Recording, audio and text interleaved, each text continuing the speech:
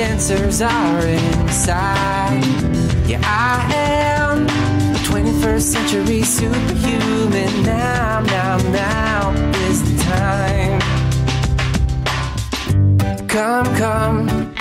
Come on everyone, let's celebrate. We are the children of the sun. I can see you when I look into your eyes. We are the same, we are light, yeah, we are one.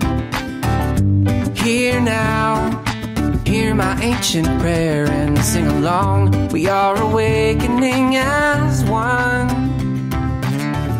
And we can make a difference. Yeah, we can be the change it takes to make the world.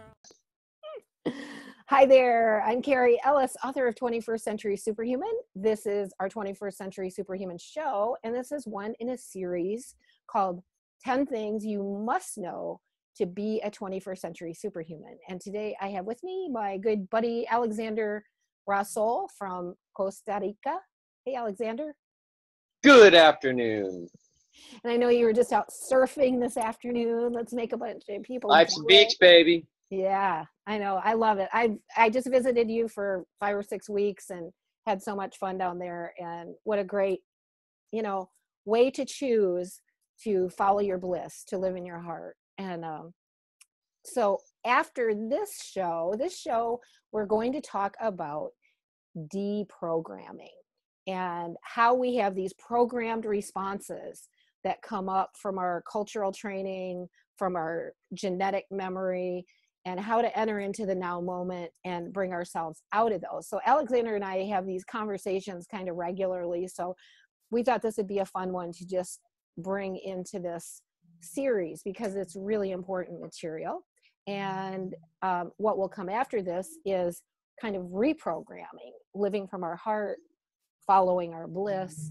But today we're going to talk about deprogramming and how do we recognize and start clearing that old data when it comes up, when we're going into these automatic response patterns to things. And we've kind of both been having these discussions lately of seeing different people around us going into these automatic response patterns and wanting to support themselves and ourselves in being clear. So I don't know, Alexander, do you have any thoughts to just jump in with, or Well, I would just start with saying that the programming of all human beings begins before they're born, if not when they're born, in a process that I learned in university called acculturation. And depending on what culture you're born into, whether it's southern United States or eastern China or northern Japan or middle of Africa, each culture and society has a distinct set of philosophies, theologies, and ways of doing things that are immediately taught to each child after they're born. And so that begins the programming.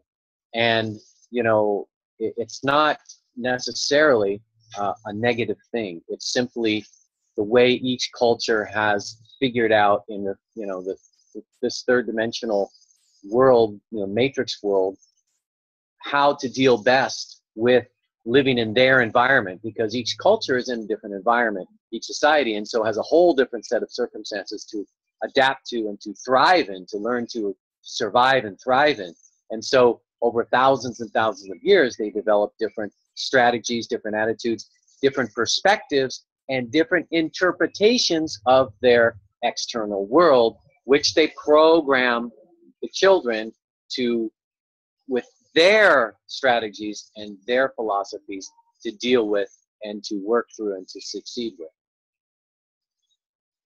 Yeah, that's really a great point. And now we're moving into this kind of quantum recognition of our reality, that we are creators. We're moving beyond that just old 3D. We'd call it a 3D kind of programming that says, I need to respond this way in order to survive in this world. Mm-hmm. I don't know what we'd call it instead of 3D. Is there anything else you would call it? It's survival mentality of the material world. Right. There's just basic, a basic approach and philosophy to living life on the planet. But like you said, we're now transcending and becoming aware that we're cosmic beings. We're not just, physical beings, like animals here on the surface of this planet, trying to, get by day to day. We're realizing that we as spirit, as souls, we're much greater and grander than that. And so we're transcending our old ways of doing things, our old philosophies, our old limitations, and moving back into our natural state of bliss, of creation, of positive, proactive, creation, and also out off the planet very soon. We now have human beings that are literally living long periods of time off the planet. So we need to deprogram ourselves from what worked in the past, and it worked in the past pretty good, but we're moving beyond that now. So we have to change all the programming so that it works into the rest of the solar system and the galaxy and the cosmos, and adapt it to who we really are, who we're discovering we really are. We really have been all along, but because of the experiment and the program that we got involved in on the planet, incarnating, okay, that's over now. So we got to move back to, and reboot the hard drive, erase all the old programming and reboot the hard drive to an upgrade, right, to upgrade a new software, defrag the hard drive and upgrade we really run kind of like defrag. I like that. Yeah, that's good. And upgrade the software, upgrade the operating system. So, the operating system, right? Yeah. So we're kind of going from survival mechanism in even the modern material world into being more conscious, co-creative beings. And because of that, a lot of times we have automatic responses that happen in relationship to illness coming up, either for ourselves or for a loved one. And this built-in programming responses happen through the media, through television, through an entire culture that's built around us responding in a certain way. Some of the other things I think of programming are living for what we think our parents expected of us, or society expects of us, what we think our parents expect of us, or what we think society expects of us, or even cultural pressure that comes, or what our partner thinks of us, what our partner wants us to be. I mean, I can think of, as a woman, all the things I've done in my life in order to accommodate what I think men want of me in order to like me, like wearing makeup, or, different things that are maybe not really what I want to do, but I've done in order to conform to something. And so I think it's kind of really a big journey to begin unwinding ourselves from this automatic response mechanism that because I've been doing it for a long time, and I consider myself a sort of semi-free person. And then I have wonderful friends like you and other people that are around me here, who I can get into a discussion with. I remember you and I were having a conversation the other day, and I said, I'm being really torn because I feel like I need to do this one thing because of economics. And you said to me, don't do anything because of money. Don't let something outside of you be the driving force. Let your bliss be the driving force. And that's what we're here kind of reminding each other of at this point, because I do see it as a big unwinding from that old matrix program, we'll call it. And one of the reasons we call it the matrix is because it is a certain construct. It's a certain construct of belief systems that maybe our generations lived by, our culture lived by, our family lived by, our outer environment lives by, and is constantly feeding us information about. I mean, just think about something like you're really supposed to wash your hair every day with a certain kind of shampoo. I mean, yeah, that's real important in my life. I know, but I mean, or shave with a certain kind of shave. It's kind of like we're by the corporate structure that kind of runs our materialistic world. There's been a lot of things that have developed that are feeding us information that say, in order to be loved, accepted, appreciated, thought you're attractive, thought you're beautiful, to succeed, to be considered successful, these are the ways that you need to do it.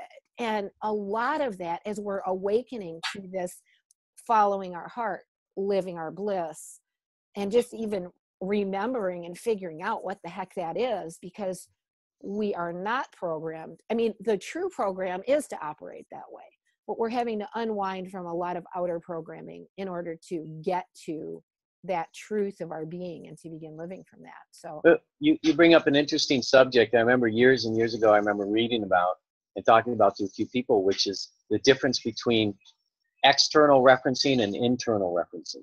right. Because what the whole program is we're trained from little kids first, before we even go to school. We're trained, okay, what your parents tell you what you need to do, you know, put on these clothes, brush your teeth, do this, do that, do the other thing.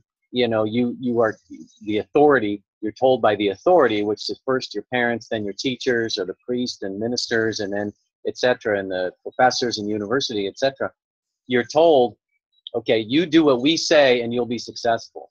Okay, so and so we're trained really to reference what we should do, you know, our choices externally, and say, well, they told me I should need to do this, they told me I need to do that. Okay, instead of going within and referring what brings me the most joy and bliss and what feels the best to me intuitively and also we say spiritually, like it was written about in the Celestine prophecy, what path, you're at a fork in the road, what feels better to you.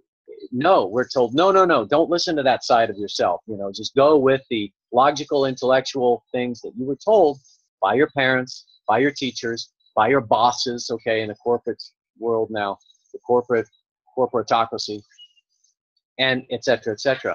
And so that becomes your subconscious programming, how to work through the world, and it is emotionally driven into you. So each intellectual choice, especially when we're children, is emotionally driven into us, because children don't really react with their intellect. They don't learn via their intellect. They learn more via their emotions. And so obeying authority survival is emotionally right for survival, because they're little tiny people and their parents are so big. So it's just, they have to learn how to psychologically deal with their parents and conform to what their parents want in order to get what they need, because they can't physically just take from their parents, you know. So, you know, survival mechanism, right? And it's instinct. It's in the hard wiring of the child's brain and structure. So and as their ego develops, they just simply absorb it, and then as adults, it's still there in our subconscious. And so what you've written about and what I've heard many times around, especially recently, is that 95% of most people's reactions in life to their circumstances, to situations, are subconscious. They don't even know why they react in anger or sadness or whatever emotionally to events, and they never analyze why. They never ponder why. They never reflect about why they react certain ways, why seeing a certain color or eating a certain food just, they get the blues. And while other colors and other foods, they get all excited and enthused, or react, or the people's tones of voice. I remember my first wife, there were certain tones of voice that I used. She would just literally, she would lose it. She couldn't handle it. And I wasn't speaking really loudly. I was just speaking really confidently and firmly.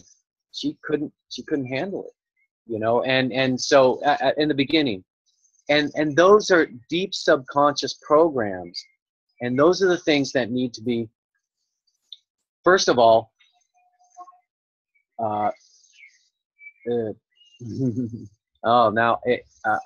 seen. I should say recognized. First, they have to be recognized. And I think us coming into the now moment, us being present with ourselves in the now, it becomes a hub, I think, for this, to be able to have recognition as things are coming up, as they're occurring.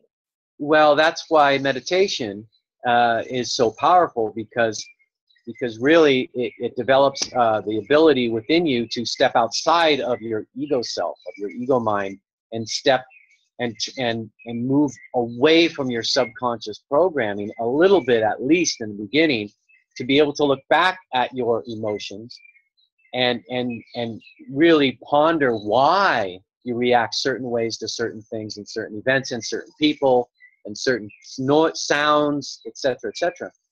And until you can do that, you are basically stuck in the matrix, because until you can step outside of it a little bit, your programming is going to dominate, and you're just gonna, like my client the other night, you know, he's been the last year and a half, he says he's been going on drinking binges and stuff because he just can't, these emotions come up and these feelings, and he's going through a lot of anxiety, and so he just turns to alcohol, you know, other drugs, etc., to try to dampen the effect, escape what's coming up. But in humanity right now, everything is coming up to be purged and to be released. And so, I would call that the battle between our heart, our bliss, and our programming. It's that inner it's a battle between the part of us that wants to express who we really are and become who we really are, but who we feel caught in this prison of this outer world that we've got to be responding to all this. It's a struggle. It really is. It's a really challenging struggle, and you know, but it's something that now is being forced on humanity. And decades ago, I remember reading in a couple places in when I started reading, you know, spiritual books and things like that. It says, I remember it saying in a couple of authors, it said, right now, if you start right now going through the process, analyzing yourself and going within and your subconscious fears, looking at your fears and rooting them out, etc., etc., believe me, it'll be much easier down the road in time when there will no longer be a choice. Well, we have arrived at the time, in linear time, there's no longer a choice. People can no longer choose to ignore all that stuff. And so those who are keep suppressing it are the ones who are getting cancer, they're having problems, health problems, and because it's wanting to come out, and they're like, no, they're going into denial, they don't want to deal with it, and it just causes a dis-ease. And I would say even physiologically, we are moving into these greater fields of light as a planet, as a solar system, that's as also a galaxy, and it's putting pressure on us to wake up to our own true nature. We're being pushed, like anything that's outside of love, outside of our alignment, is kind of being pushed to the surface, and for us to take a look at. By the way, I love the birds. I'm hearing the birds there with you, and they're so beautiful. And just to mention, you have like a little hostel there, which is such a great place, and it was so much fun to get to stay there. And if anybody wants to go to Costa Rica, man, get a hold of Alexander, because the ylang tree now is the flowers are coming up that time of the late afternoon. And oh my God, that was so wonderful, so beautiful. The aroma. And you've got like little hostel rooms and a couple of apartments, and so it's a great. Which are now on Airbnb. The 2 apartments are now on Airbnb. Nice, and it's really a great. You've held such a great energy there for like 10 years or something. That it's since 2005. Yeah, so it's really a nice, nice energetic place to go to. So I think this.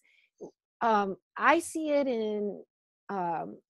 You know, friends that get diagnosed with illnesses, or hearing of other people who are having family members.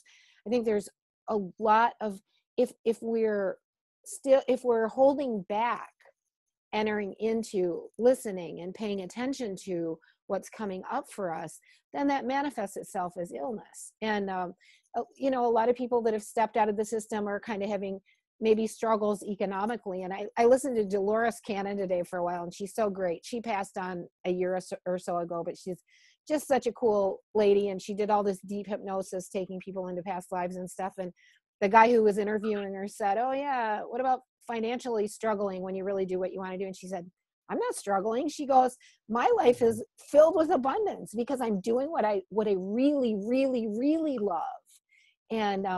And I think it's I think those are some of the biggest things that come up are health, economics, as far as I think when we start getting into that deprogramming, and when we're having these automated responses come up, and because we go into fear with those two things. And so then when we go into fear,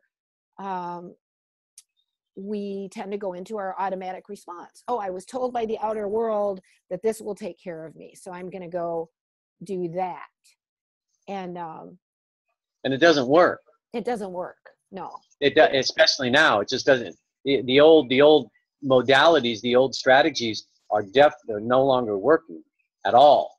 And you see this globally as well in the global financial system. You know, Yes. They used to, this QE crap, printing money out of thin air. It worked maybe 100 years ago or whatever, 50 years ago. It ain't working anymore. It just doesn't work. And not that they care so much, the ones that are at the top of the pyramid there, but they just want to keep the party going, the casino thing. But the strategies that the everyday person has used in the past to be successful don't work anymore. So, and at least now in recent years, you have people like Steve Jobs come up and make speeches and say, follow your heart and, follow your dreams, and don't listen to the institutional people. Don't listen to the biorobots. Don't listen to these people that tell you, no, you have to go get a degree in this and an MBA and this and that and the other thing, and then get a job with a big corporation.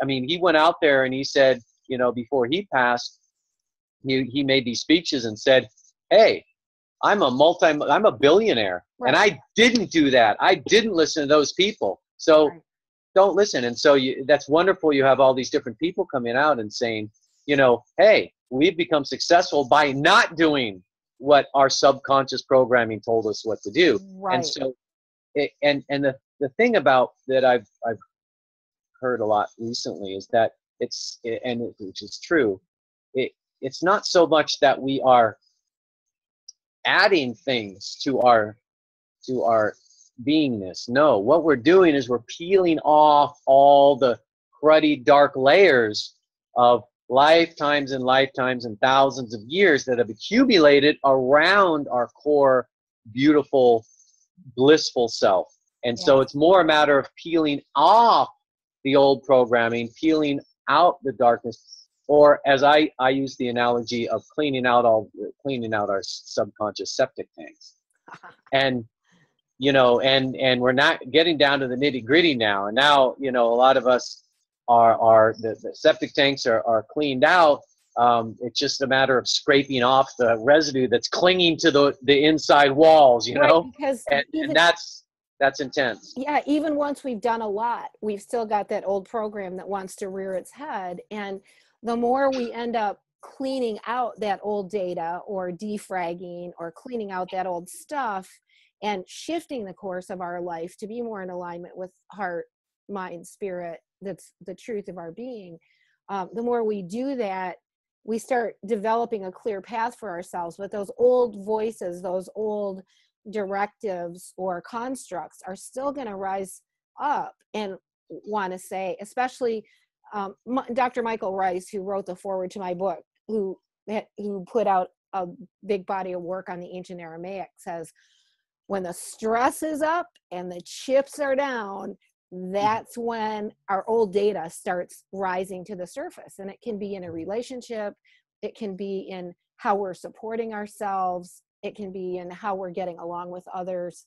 And also what's even more alarming to a lot of people is that maybe they're doing a wonderful job, defragging their own hard drives and rebooting their own memory and putting in new products, et cetera, and working on themselves.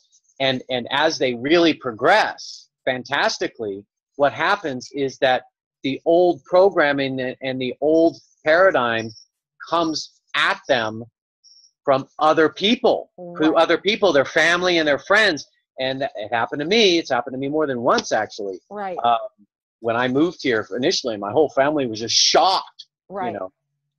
And they, trying to get me to not do that because it brings out the fear in them. Right. And so, because if you step out of the box, if you step out of the old paradigm and do something radical, quote unquote, it threatens their old programming. And so they go into fear. And so, they pretend that some of them are truly compassionate and truly do care. And they truly, sincerely believe that you're doing something that will lead to harm. Okay, they do. Right. There are sincere people, family and friends that love you, that do sincerely believe, their ego selves, that what you're doing may lead to harm to you yourself.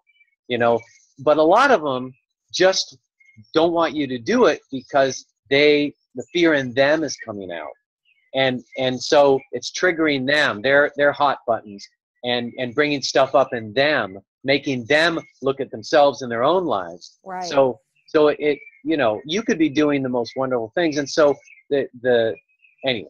But yeah, and I think we'll talk about that maybe some other time. Yeah, a couple of thoughts that come up about that are I think some of this varies by age. I think older generations probably have more deeper programming that they're working on releasing, and a lot of the younger ones, it's almost like they're coming in. Some of them are coming in without as much heavy karma, or they're coming in at a different level of evolution. And I think you see that in your work, and I do in my work when I'm out teaching workshops and you're coaching. At the Envision Festival. Yeah. We both saw that. Definitely. And then the other thing is, the flip side of what you just said is, it's also easy to start projecting our stuff on someone else. You and I have had this conversation the last few days too about me being concerned about a friend who has cancer and is working on it in a various way. I've got one who went the natural route, and then one who defaulted and said, I'm just going to go back into the conventional system. And it's obviously basically probably going to take them off the planet sooner. And everybody's got their soul journey. For us to be projecting into, well, is that right or wrong for another person? We're each kind of growing through the system in the best way we can. The only person we can change is ourselves. There really is no out there. When we see something that's bothering us about somebody else or how they're choosing to do it, we're potentially mirroring some old data within ourselves. Right. And judging. And so you're right. And I always say judging, we've got blame, hostility, fear, and then judgment and control are the more subtle ones, And so judging or wanting to control how somebody else is living their life is us stepping outside of love. It's us stepping outside of our hearts. And the greatest way we can change anything is to begin noticing our own stuff when it comes up and going. And we were talking earlier, you're saying you're more focused in where we're headed for, rather than what's in the past. Where we've gone, where we left behind. Yeah. And so as the sooner we can start shedding that kind of stuff and entering into, I'm in the now moment, I can see where I've come to, I can see how I'm playing an old data program, or I'm responding in an old construct way. I'm responding out of the old matrix, out of the pressure of someone or something else directing me to do something, instead of me choosing it from my own heart and spirit.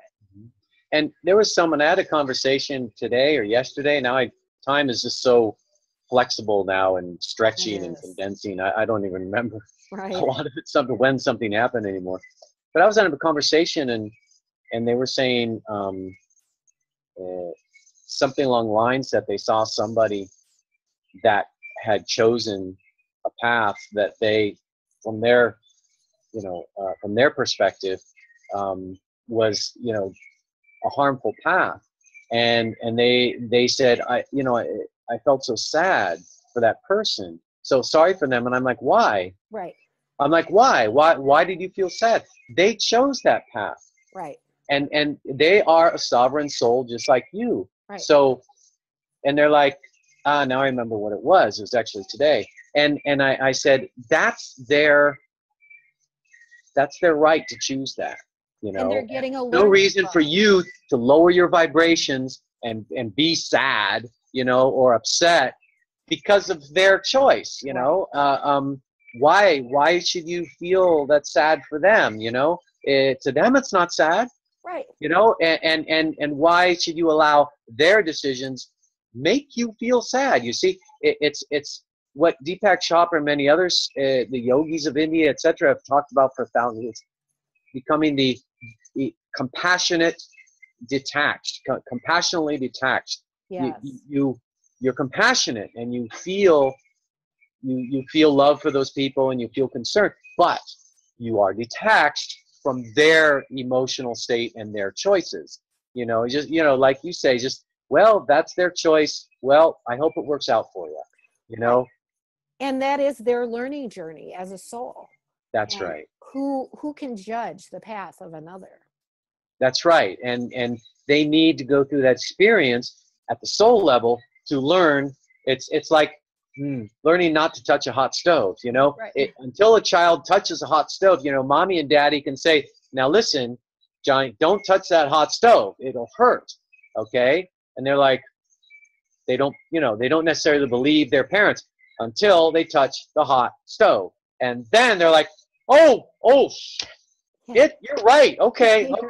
I won't touch that stove anymore. But until they do, they're not going to know that it can hurt them. Right. And so like what I did with my first child is that, you know, when she started getting curious about the stove and fire and stuff, and I said, you know, that can hurt you.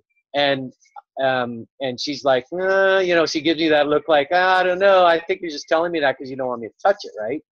And so what I did is I said, you know, I picked her up and I said, come on, give me your finger. And I put it, you know, close, real close. I didn't burn her, but I put it close to the flame. And she's like, okay, guess what? She never played with fire. She never touched the stove. Right. Ever. Right. And, you know, because then she knew that I was telling her the truth, that I was sincere. I wasn't just trying to control her, etc.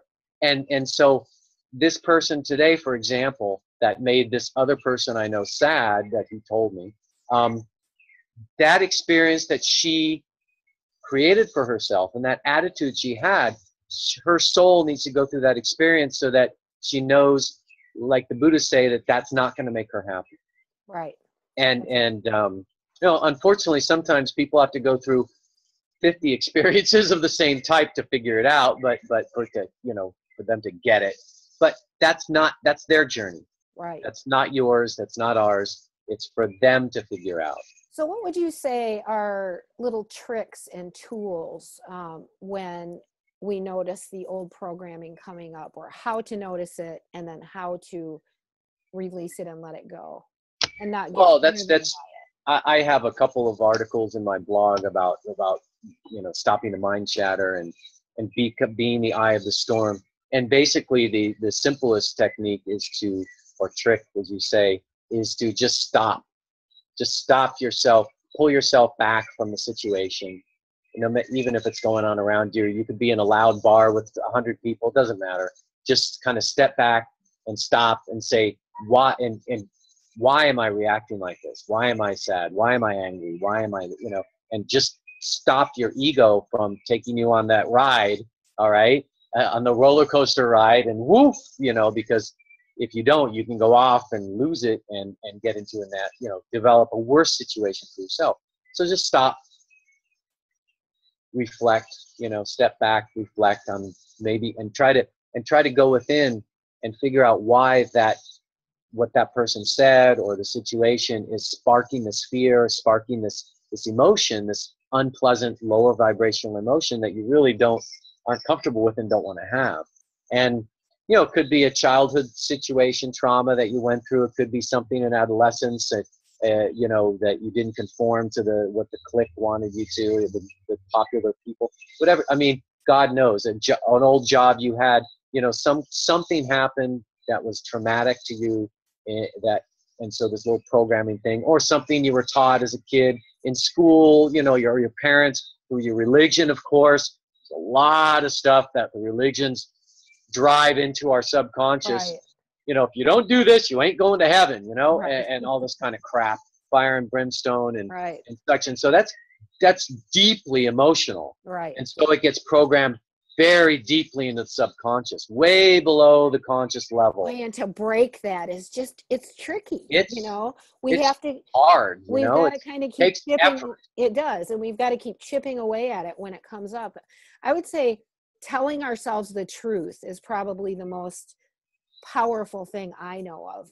Probably, I talk to friends a lot who are maybe in relationships that aren't healthy, and but they're compromising themselves to stay in the relationship because they're loved, because they feel safe, because maybe they were abandoned in their childhood, and so they're still trying to heal that cycle.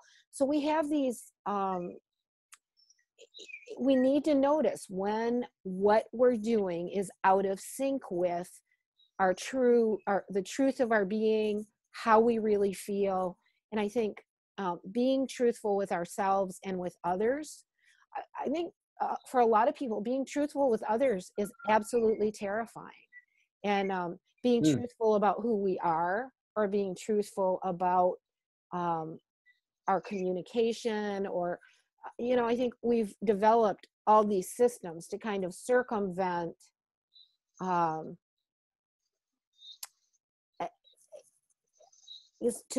Punishment. Yeah, exactly. To circumvent, that comes from because children learn to lie so that they don't get punished. Right. And that behavior pattern, that programming stays with them. And, unfortunately, it works a lot. And think about the myths of sin and you're going to go to hell. And, whether you were even part of a church or not, it's still spread throughout cultures around the world. And even some cultures are still stoning people to death for. Yeah. I was raised Catholic, and, I had to leave the church at 16 because I could not take the hypocrisy. Right. And I also couldn't take I saw through the programming. I was like you, I was born awake basically, and I saw through it, and I just knew, and it wasn't, I had to read the Bible. I went to Catholic school as well, and I'm like, wait, what this guy's saying, that's not in the Bible. That's not what Jesus said in the Sermon on the Mount, man. Right. This is not, wait a second, it doesn't jive here. And I just told my mom, I said, I'm sorry, I can't deal with it anymore. I can't. And I left. But most people, out of fear of displeasing their family or their friends, or not being part of that church social group anymore, or et cetera, many different things, they stay in their religion. Doesn't matter what religion it is, by the way, but they stay, with that, and they give lip service to the doctrines and the dogma, but really, outside of Sundays, they're back doing whatever they're doing, and then they go, it's just that being truthful with yourself is scary, because you literally have to disengage from all these social patterns and conformities that you've been programmed all your life to cater to. That ultimately almost tell you will die if you don't do this. You won't get. Well, that's the subconscious fear programming. Very deep. You'll not only die, but you'll go to hell. Yeah. Die or go to hell. You'll die alone, or you'll be cast out of the community, or you will ostracized. Yes, ostracized by the family. These are a deep part of what I call the old matrix, and it is a structure of thinking that has run society for a long time. So in this awakening journey, as we wake up, as we become more aware, this is an important thing for us to begin taking apart as we see these things coming up in ourselves, to call it for what it is, to say, wow, I'm in a programmed response pattern. I've got my fear, my survival mechanism is coming up, and I need to go beyond it. I need to take a step beyond the survival mechanism and step into voicing my truth, into noticing how my responses to things are working, and if they're really authentic to me as a person. Am I choosing to go out and do a job just to survive? And a lot of people are getting to the point where they can't do that anymore.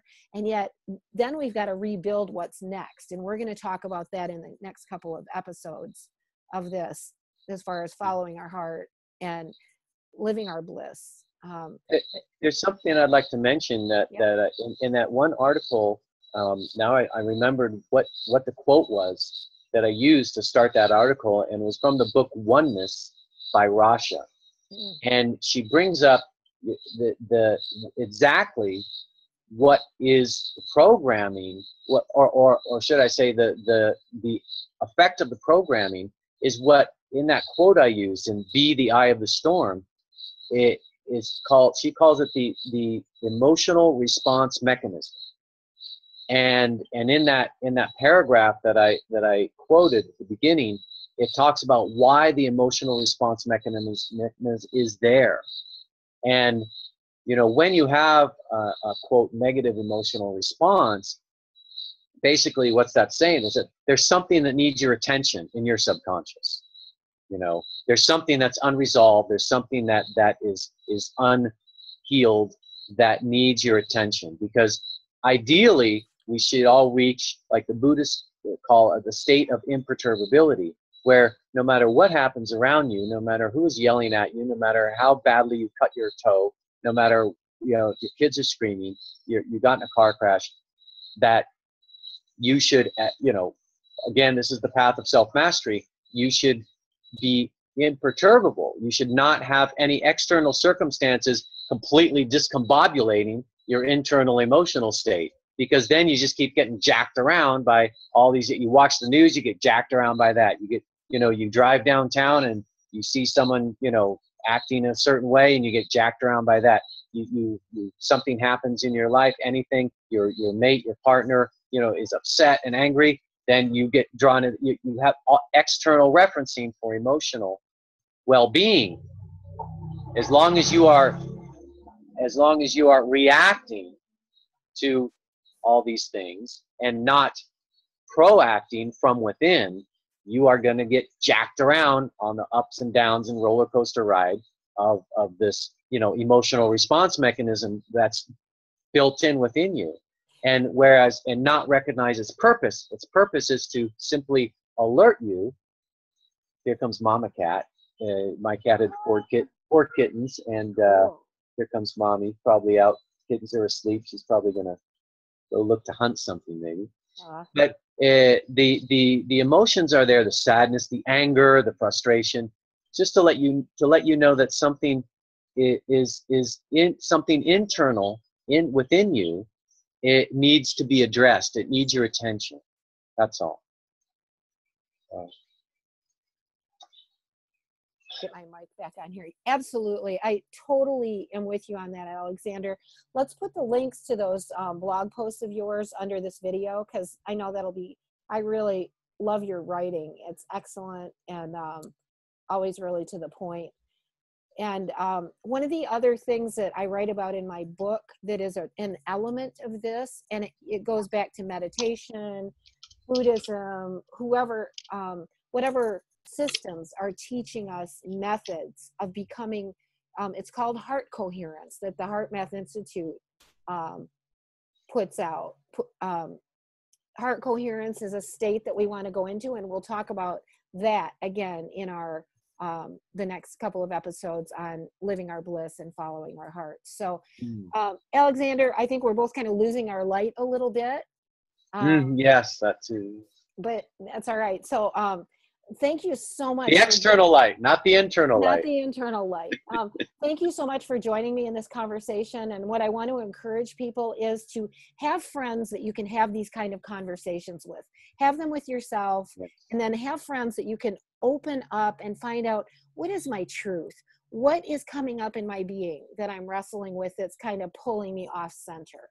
And how do I begin to let that go and begin, cultivating some allies who you can have those kind of conversations with? Yeah.